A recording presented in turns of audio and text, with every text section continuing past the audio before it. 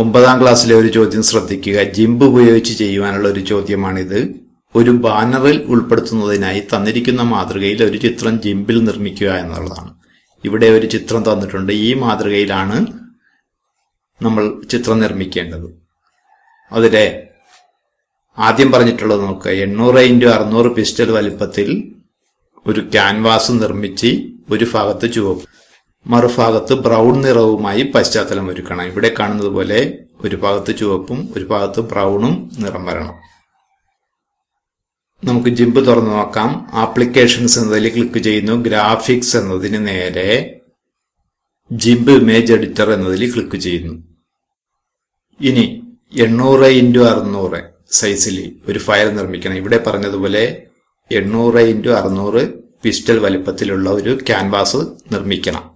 നമുക്ക് ക്യാൻവാസ് നിർമ്മിക്കാം. File, new എടുക്കുന്നു. വിഡ്ത്ത് 800 എന്ന് കൊടുത്തു. ഹൈറ്റ് 600 എന്ന് കൊടുക്കണം. 600 എന്ന് കൊടുത്തു. ഇനി ഓക്കെ എന്നതിൽ ക്ലിക്ക് ചെയ്യും. പറഞ്ഞ സൈസിൽ ഒരു ക്യാൻവാസ് പ്രത്യക്ഷമായിട്ടുണ്ട്. ഇനി നമുക്കിതിൽ പറഞ്ഞ പ്രവർത്തനങ്ങൾ ഓരോന്ന് ചെയ്തു നോക്കാം. ആദ്യം ഇതുപോലെ ബ്രൗൺ നിറവും ചുവപ്പ് നിറവും കൊടുക്കേണ്ടതുണ്ട്. അതിനുവേണ്ടി നമുക്കിവിടെ നിറം മാറ്റേണ്ടതുണ്ട്. ഇവിടെ കറുപ്പും വെള്ളയുമാണ്. അത് മാറ്റിയിട്ട് ആദ്യം ചുവപ്പ് നിറം കൊടുക്കണം. അതിനുവേണ്ടി ചുവപ്പ് സെലക്ട് ചെയ്യുന്നു.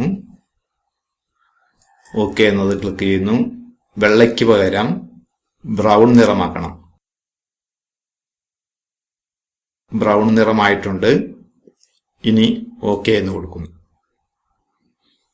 ഇനി ക്യാൻവാസിലേക്ക് എങ്ങനെയാണ് ചോദ്യത്തിൽ കാണുന്ന മാതൃകയിൽ ആ നിറം കൊണ്ടുവരുന്നത് ശ്രദ്ധിക്കുക. ഇവിടെ കാണുന്ന ബ്ലെൻഡ് ടൂള് ഉപയോഗിച്ചിട്ട് നമുക്ക് അതുപോലെ ചെയ്യാവുന്നതാണ്. ബ്ലെൻഡ് ടൂളിൽ ക്ലിക്ക് ചെയ്യുന്നു. അതിനുശേഷം ഇവിടെ ഇതുപോലെ ഒരു ലൈൻ വരയ്ക്കുന്നു. ലൈൻ വരച്ചു കഴിഞ്ഞപ്പോൾ ചോദ്യത്തിൽ തന്നതുപോലുള്ള ഒരു ക്യാൻവാസ് ചുവപ്പും ബ്രൗണും നിറത്തിൽ ലഭ്യമായിട്ടുണ്ട്. ഇനി അടുത്ത പ്രവർത്തനം നോക്കുക. അടുത്ത പ്രവർത്തനം ഹോമിലെ ഇമേജ് നെയൺ തുറക്കേണ്ടതുണ്ട്. ഇമേജ് നെയണിലുള്ള ട്രിപ്പി സർക്കിൾ എന്ന JPG ചിത്രമാണ് നമുക്കിവിടെ ഉപയോഗിക്കേണ്ടത്. അത് തുറക്കുവാൻ വേണ്ടി ഫയൽ, ഓപ്പൺ എന്നതിൽ ക്ലിക്ക് ചെയ്യുന്നു. ഹോമിലാണ് ഫയൽ ഉള്ളത്, അതുകൊണ്ട് ഹോം സെലക്ട് ചെയ്യുന്നു. അതിലെ ഇമേജസ് നെയൺ എന്ന ഫോൾഡറാണ് സെലക്ട് ചെയ്യേണ്ടത്. ഇമേജസ് നെയൺ ഇവിടെയുണ്ട്, അത് സെലക്ട് ചെയ്യുന്നു. ഡബിൾ ക്ലിക്ക് ചെയ്ത് അത് ഓപ്പൺ ചെയ്തു. ഇനി അതിൽ പറഞ്ഞ ചിത്രമുണ്ടോ എന്ന് നോക്കുക. ട്രിപ്പി സർക്കിൾ ഇവിടെയുണ്ട്, അത് ഓപ്പൺ ചെയ്യുന്നു. അടുത്ത പ്രവർത്തനം പറഞ്ഞിരിക്കുന്നത് ശ്രദ്ധിക്കുക. ചിത്രത്തിൽ നിന്നും നീല നിറമുള്ള ഭാഗം സെലക്ട് ബൈ കളർ ടൂൾ ഉപയോഗിച്ച് കോപ്പി ചെയ്യുക എന്നുള്ളതാണ്.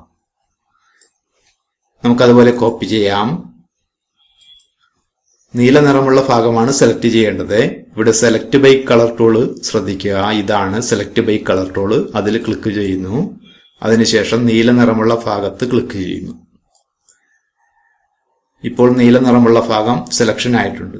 നമുക്ക് സെലക്ഷന്റെ തോത് കൂട്ടണമെങ്കിൽ ഇവിടെ ത്രെഷോൾഡ് എന്നതിൽ കൂട്ടിക്കൊടുക്കാവുന്നതാണ്. 15 എന്നുള്ളത് മാറ്റി കൊടുക്കുന്നു. ഒരു 50 കൊടുക്കുന്നു.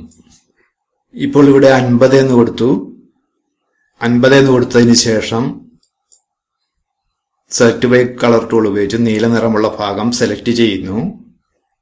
ഇനി ഇതിനെ കോപ്പി ചെയ്യണം. കോപ്പി ചെയ്തിട്ട് എഡിറ്റ് കോപ്പി എന്ന രീതിയിൽ അതിനെ കോപ്പി ചെയ്തു.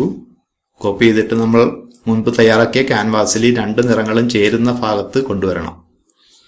അതിനുവേണ്ടി ഇപ്പോൾ ഒരു പുതിയ ലെയറിലേക്ക് നമുക്ക് കൊണ്ടുവരാം. എഡിറ്റ് ചെയ്യാനുള്ള സൗകര്യത്തിന് വേണ്ടി ന്യൂ ലെയർ എടുക്കുന്നു.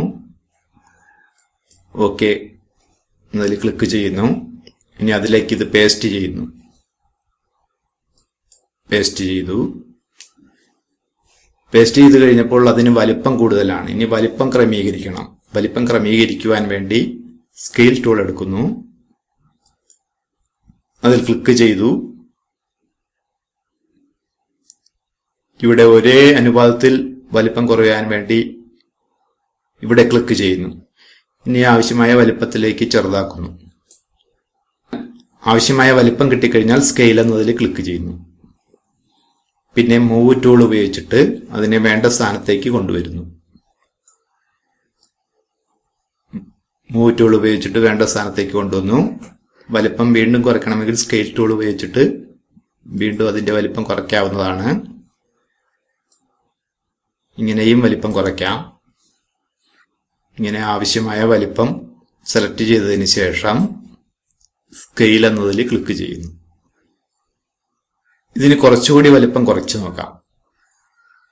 ഇത് നമ്മളിപ്പോൾ പുതിയൊരു ലെയറിലേക്കാണ് പേസ്റ്റ് ചെയ്തത്. ലെയർ കാണുവാൻ വേണ്ടി കൺട്രോൾ L എന്നത് കീബോർഡിൽ പ്രസ് ചെയ്യുന്നു. ഇപ്പോൾ ഇവിടെ രണ്ടാമത്തെ ലെയറാണ് നമ്മൾ ഈ ഷേപ്പിന് വേണ്ടി ഉപയോഗിച്ചത്. മൂവ് ടൂൾ ഉപയോഗിക്കുന്നു. ക്ലിക്ക് ചെയ്തുകൊണ്ട് രണ്ടാമത്തെ ലെയറിനെ നമുക്ക് ആവശ്യമായ സ്ഥാനത്തേക്ക് മാറ്റിവെക്കാം. അതുപോലെ വലിപ്പം ക്രമീകരിക്കണമെങ്കിൽ വീണ്ടും സ്കെയിൽ ടൂൾ ഉപയോഗിച്ചിട്ട് ആവശ്യമായ വലിപ്പം സ്കെയിൽ ചെയ്തെടുക്കുക. മൂവ് ടൂൾ ഉപയോഗിച്ചിട്ട് വേണ്ട സ്ഥാനത്ത് ക്രമീകരിക്കുക. ഇപ്പോൾ നമ്മൾ ചിത്രം വരച്ചു കഴിഞ്ഞു. ഇനി ഇതിനെ PNG ഫോമാറ്റിലേക്ക് എക്സ്പോർട്ട് ചെയ്ത് നിങ്ങളുടെ രജിസ്റ്റർ നമ്പർ, ചോദ്യ നമ്പർ എന്നിവ കൊടുത്തിട്ട് സേവ് ചെയ്യണം. ഇപ്പോൾ ജിംപിൽ നിന്ന് PNG ഫോമാറ്റിലേക്ക് എക്സ്പോർട്ട് ചെയ്യുന്നതിന് വേണ്ടി ഫയൽ എക്സ്പോർട്ട് ആസ് എന്ന ഓപ്ഷൻ ക്ലിക്ക് ചെയ്യുന്നു. ഇവിടെ PNG ഫോമാറ്റിൽ വന്നിട്ടുണ്ട്. ഇനി ചെയ്യേണ്ടത് രജിസ്റ്റർ നമ്പർ കൊടുക്കണം. രജിസ്റ്റർ നമ്പരും ചോദ്യ നമ്പരും. അപ്പോൾ നമുക്കിവിടെ രജിസ്റ്റർ നമ്പർ കൊടുക്കാം.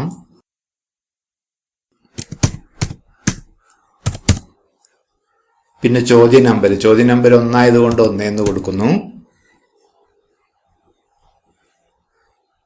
ഇനി മറ്റൊരു കാര്യം, ഹോമിലെ X&N എന്ന ഫോൾഡറിലാണ് സേവ് ചെയ്യേണ്ടത്. ഹോമിലെ X&N എന്ന ഫോൾഡർ നമുക്ക് സെലക്ട് ചെയ്യേണ്ടതുണ്ട്. അതുകൊണ്ട് ഹോം സെലക്ട് ചെയ്യുന്നു. ഇനി ഇവിടെ നിന്നും X&N എന്ന ഫോൾഡർ ഡബിൾ ക്ലിക്ക് ചെയ്ത് ഓപ്പൺ ചെയ്തു. X&N എന്നുള്ളത് ആക്റ്റീവായി വന്നിട്ടുണ്ട്. ഇനി എക്സ്പോർട്ട് എന്നതിൽ ക്ലിക്ക്